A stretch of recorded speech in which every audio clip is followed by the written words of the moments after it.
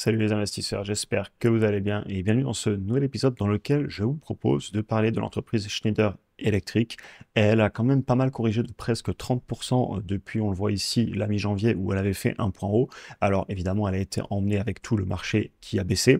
Cependant, je voulais vous en reparler parce que c'est un titre qu'on avait regardé une première fois en décembre 2024 et j'avais trouvé l'entreprise quand même très qualitative, on va en reparler après.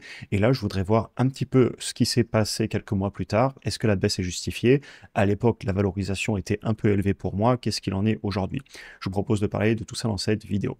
Évidemment, comme d'habitude, il s'agit en aucun cas de conseil en investissement. Je vous partage ce que je découvre sur une entreprise. On va faire une bonne partie de la vidéo pendant laquelle on va découvrir les chiffres ensemble. Et l'objectif, c'est de dérouler un petit peu ma vision sur une entreprise. Schneider Electric, c'est une multinationale française qui est spécialisée dans la gestion de l'énergie et aussi dans l'automatisation. Donc, c'est une entreprise qui travaille beaucoup avec les industriels, mais aussi ils font des produits pour les particuliers, comme tout ce qui est tableau électrique. Ils ont les disjoncteurs, les transformateurs, et ils font aussi des solutions pour la gestion de l'énergie, les bâtiments, les infrastructures, etc. Dans cette vidéo, on va principalement parler de quantitatif, de chiffres, parce que j'aime souvent commencer par là une fois que j'ai rapidement vu le business model, parce que je veux voir que les chiffres soient bons avant d'aller passer beaucoup de temps à écouter les conférences destinées aux investisseurs, etc., pour pouvoir rapidement trier les entreprises, et c'est un petit peu ce que je veux faire dans cette vidéo avec vous. Juste quand même niveau concurrence, en France, on pourra penser à Legrand, et on est face aussi à d'autres grandes entreprises internationales, Siemens, Eaton, etc. Et je connais pas mal cette industrie, y ayant moi-même travaillé pour information, et donc voilà, vu que c'est une entreprise en plus industrielle, on va pouvoir un petit peu rentrer en détail dans les marges, etc. C'est quand même une industrie à laquelle j'ai été confronté de par ma carrière. Donc, je vais d'abord vous redonner rapidement la conclusion que j'avais fait à l'époque, avant justement de redécouvrir les chiffres ensemble quelques mois plus tard. C'est une entreprise que le marché valorisait trop cher à mon goût. Par contre, c'est une très belle entreprise qui a des belles marges et des marges vraiment honorables, notamment sur les bénéfices et les flux de trésor, surtout pour de l'industrie, on va le revoir après. Ils avaient une croissance annuelle composée sur les 10 dernières années à un petit peu plus de 4%, mais on avait noté une accélération sur les dernières années. Alors, vu les marges qu'on va voir après et la croissance, ça reste une entreprise mature qui est sur un secteur qui, cependant, pour moi, a du potentiel et un secteur plutôt porteur. Ça, c'est vraiment un avis personnel. Et l'entreprise, elle génère du cash, elle le distribue aux actionnaires, elle a été bien gérée historiquement. Et la question que j'avais à l'époque, c'était, bon, ben, maintenant qu'on sait ce que fait l'entreprise, quel prix on voudrait la payer? Et justement, sous les 240 euros, j'avais passé mon chemin, et principalement à cause de la valorisation, sans même parler de qualitatif. Et aujourd'hui, à 191 euros, on va retourner voir est-ce qu'elle serait sur un prix qui je trouverais pertinent. Donc, je vous emmène directement voir les chiffres. Je voudrais commencer par le dividende parce que oui, c'est une entreprise qui paie un dividende et je voulais surtout vous montrer que sur 10 ans, si on la compare au S&P 500, eh bien, en gros, jusqu'à 2021-2022, elle faisait à peu près la même performance. Ensuite, elle s'est fortement appréciée et peut-être que les valorisations se sont aussi appréciées, si on les regardera un petit peu plus tard. Et on voit qu'aujourd'hui, on fait toujours un tout petit peu mieux que le S&P 500 sur 10 ans, clairement. Mais voilà, la tendance est quand même à ce que l'entreprise revienne en ligne avec le S&P 500 sur le long terme, mais pour l'instant, elle fait encore mieux sur 10 ans, donc bravo.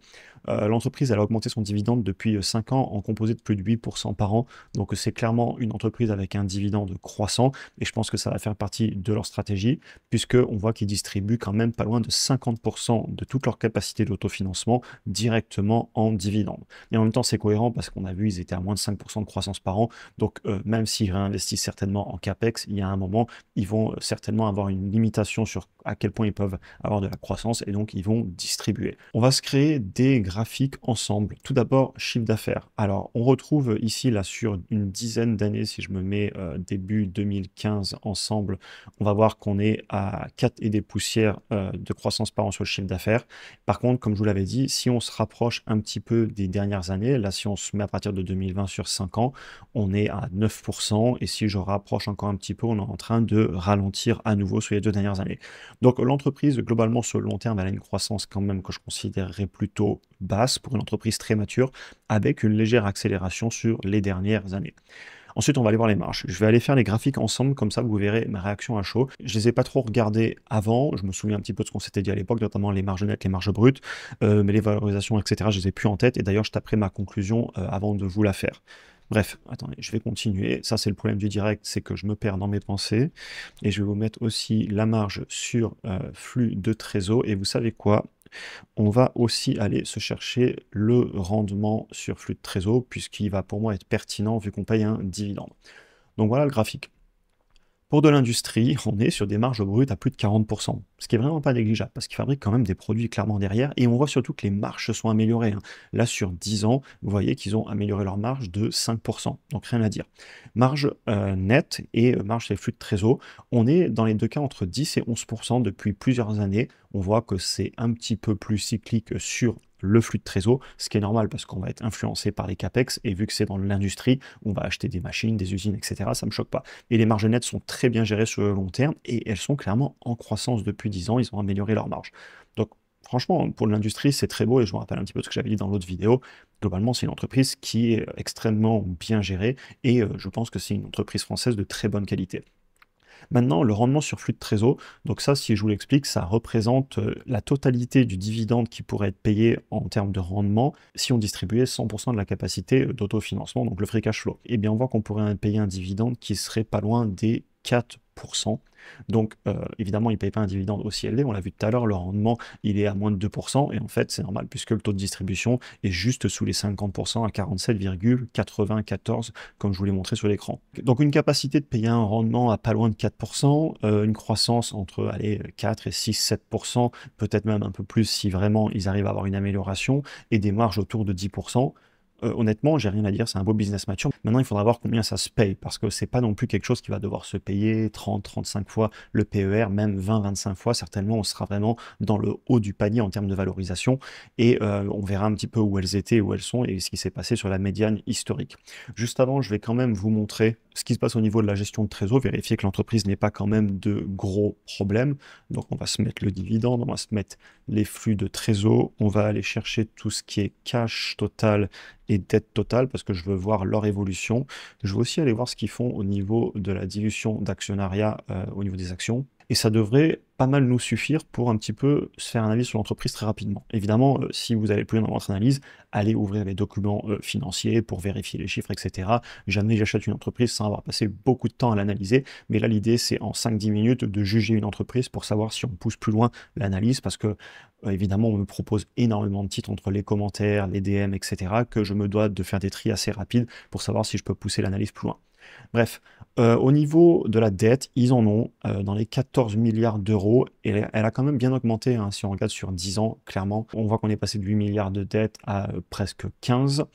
Au niveau du cash, il est un petit peu monté aussi, on est sur 7 milliards, donc en gros on a la moitié de la dette qu'on pourrait recouvrir en cash.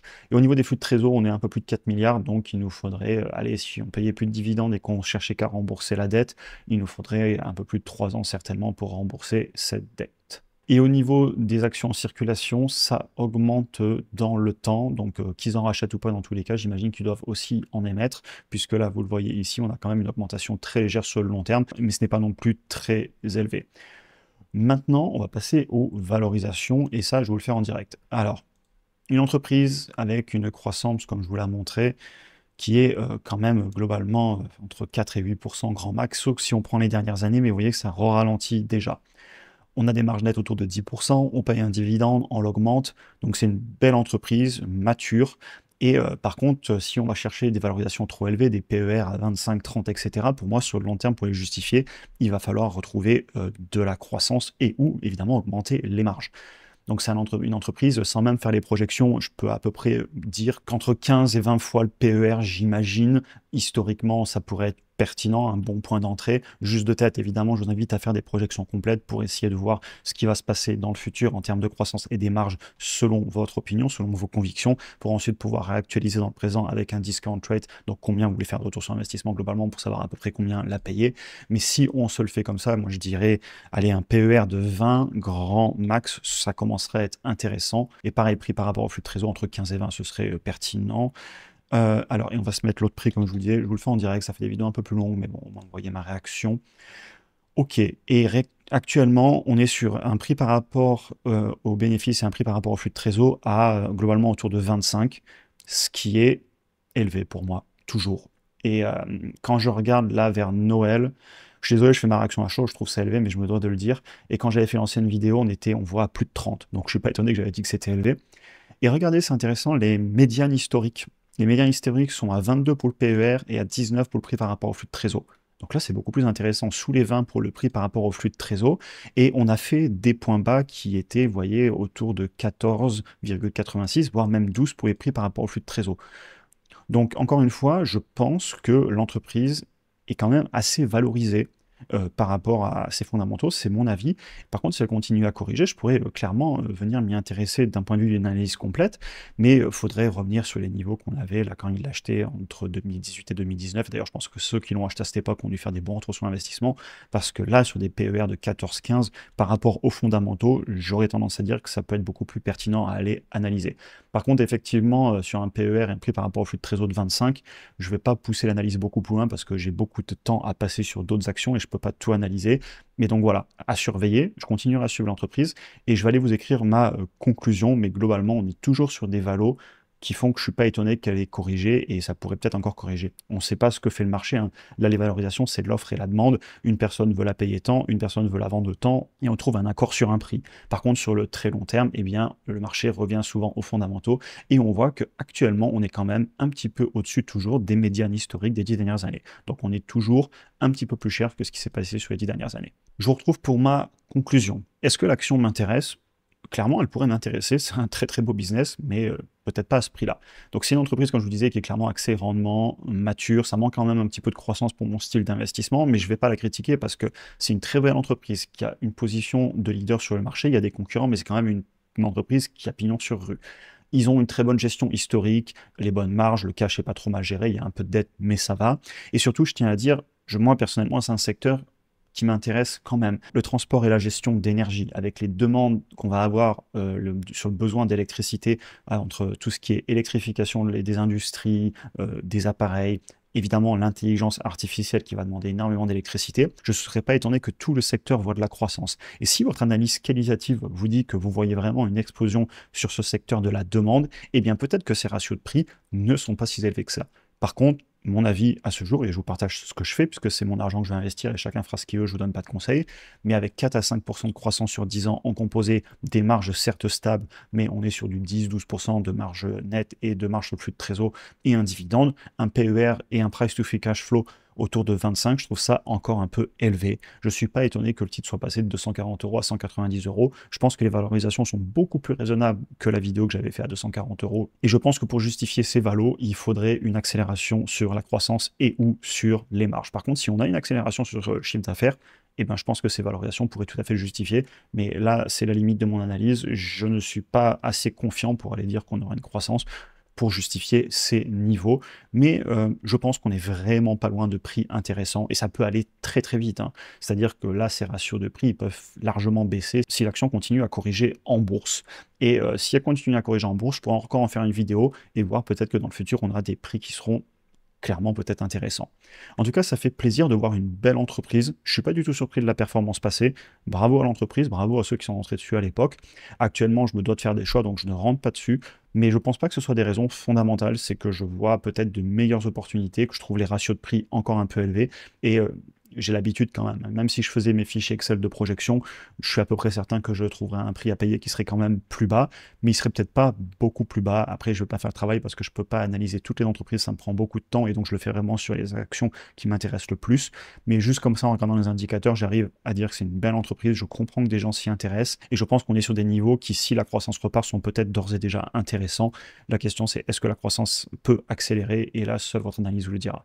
En tout cas, j'espère que la vidéo vous aura intéressé. Comme d'habitude, pour ceux qui souhaitent aller plus loin dans leur apprentissage, vous pouvez regarder le premier lien en description vers la page de présentation du programme qui contient la formation vidéo, aussi mon portefeuille bourse et crypto, mes achats, mes ventes, les vidéos que je fais chaque semaine d'analyse, de séances de travail ensemble, etc. Et là, vous avez quelques exemples de dernières vidéos qu'on a fait dans le programme. Un grand merci à votre soutien depuis les débuts. Je vous souhaite une excellente journée et on se retrouve très bientôt pour un prochain épisode.